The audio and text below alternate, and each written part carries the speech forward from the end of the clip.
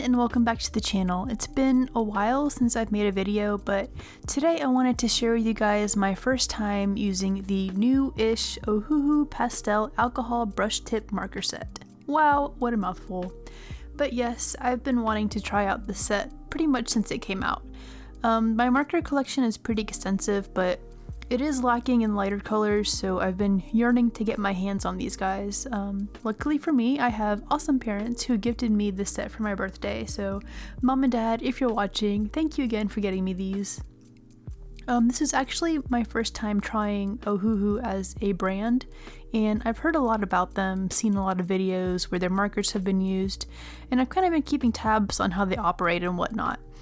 I was really impressed to see that they sell single markers on their site as opposed to a lot of other alcohol marker companies who make you buy the whole set just to get one particular marker. And they seem to listen to what their customers want, which is super refreshing, so like kudos to these people. I hope they keep doing what they do. We love to see it. So I didn't show the chisel tip here, but if you didn't know, these markers have both a brush and a chisel tip, so yeah, I just really prefer using the brush tip for everything, so you don't really see the chisel tip here. As I was using these, I also noticed that the caps on both ends of these markers have a little tab to keep them from rolling away when you set them down, and I thought that was such a cool idea, like little quality of life things that are just chef's kiss.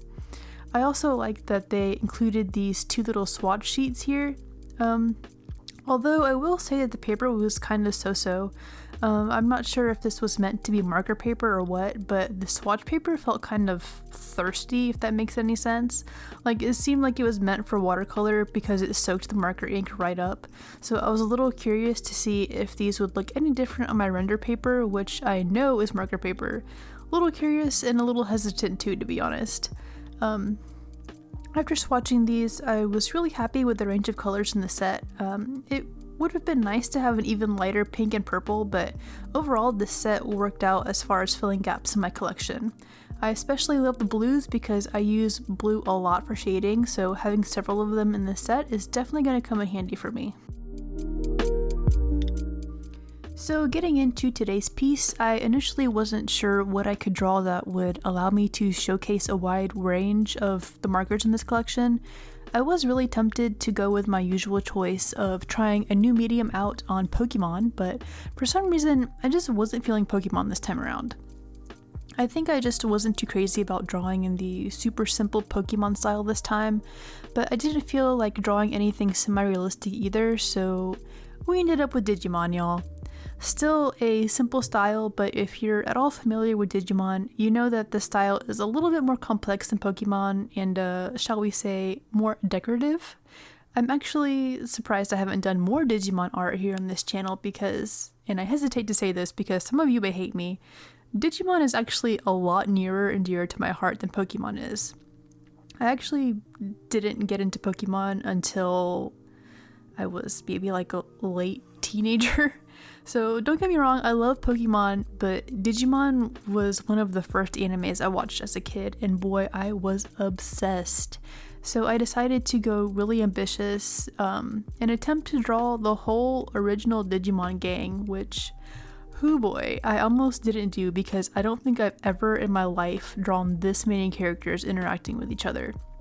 So that was super intimidating, and of course it'd been about a week since I drawn anything at all at this point, so yeah, I jumped into the deep end on this one.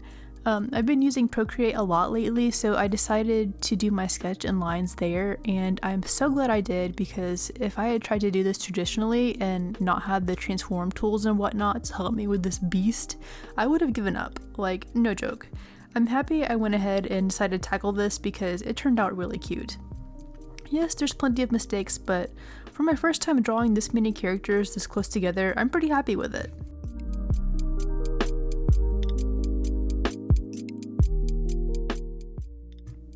For those of you who are new to the channel, after I finished up the lines, I printed this out on my render marker paper, which is my usual technique for marker pieces I do specifically for the channel.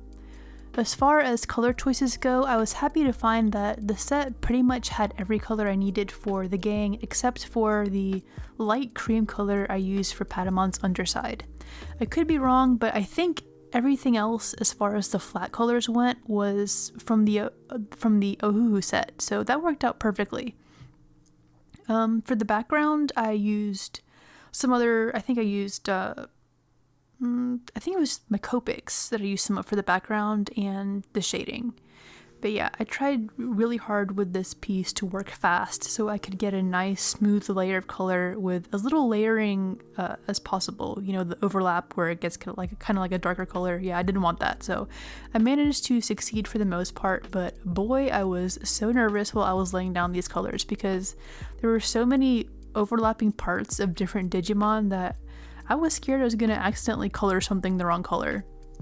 I was also trying to be mindful of my color choices so that I didn't use the same color on two different Digimon and have them kind of blend into each other, and luckily the set had enough options for me to be able to pull that off. I'm happy to report that I didn't get any dry markers in the set. All of them were perfectly juicy and so nice to use. But yeah, that little bit of anxiety aside, I really enjoyed working on this piece and getting to draw these characters who were so important to me growing up. Gabumon will always be my fave. He's such a good boy and I love him so much. I actually have a shirt with him on it and another one with Garurumon, and talking about this makes me want to get more Digimon merch. I have a lot of Pokemon merch and not nearly enough Digimon merch for how important this series was and still is to me. You're gonna grow out of it one day, they said. Well, joke's on everyone who ever told me that, because look, I'm about to turn 30 and I sat down and drew them for hours for YouTube. So yeah, I actually rewatched the first couple of seasons a few years ago and also started Digimon Try, which I still need to finish. I had to stop because I ran out of parts and it wasn't finished yet, and then life happened and all that, so definitely on my to-do list. I was so excited to see they even made Digimon Try with all the original characters, and y'all, when I finally watched it, I legit almost cried, especially when it came to that one part with Patamon. Spoiler alert, skip ahead a few seconds if you haven't seen Try and plan to watch it, but if you've ever lost a pet or anyone close to you, that part with Patamon really hits different, and it definitely got me. I was so sad. I'm thinking there's probably going to be more Digimon fan art on this channel in the future because, yeah, if you haven't heard me by now, I love them, and now that I've drawn them this time, I gotta do some more. It's just gotta happen.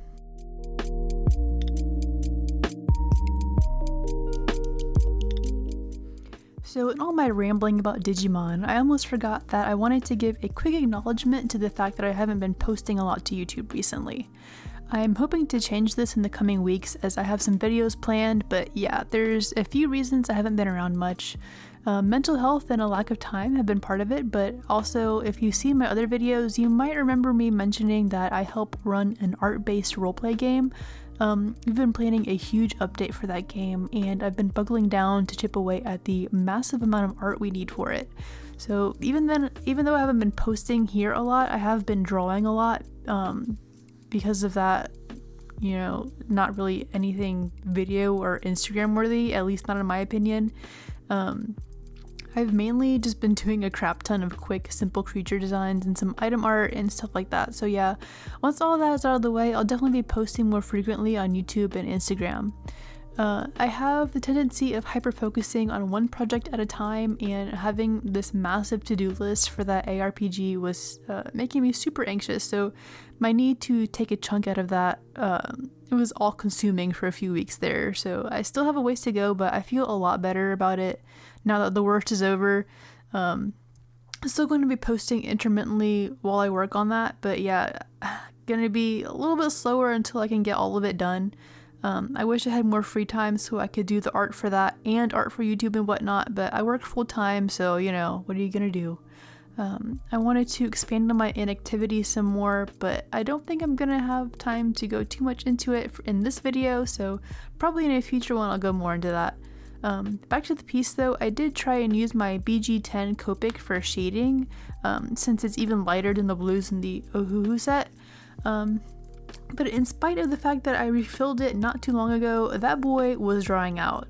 I wasn't afraid, I was afraid that if I used another marker to cover it up that it would end up looking even worse, so I just tried to get what I could out of it. I love how this piece turned out regardless of that trip up though.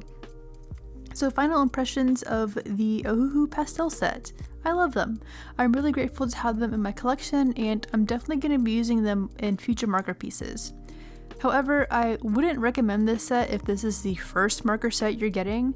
You should probably go for more standard colors to give you more contrast in your initial collection. But as far as, like I said, filling gaps in an existing marker collection, this set is a winner. I'm in love with this smooth, soft look I was able to get in this piece, and I'm really happy with the end result. So that's where I'm going to leave you all today. I hope you all enjoyed watching, and don't forget to give me a thumbs up if you did to help grow the channel. Thank you all for watching, and I'll see you all in the next one.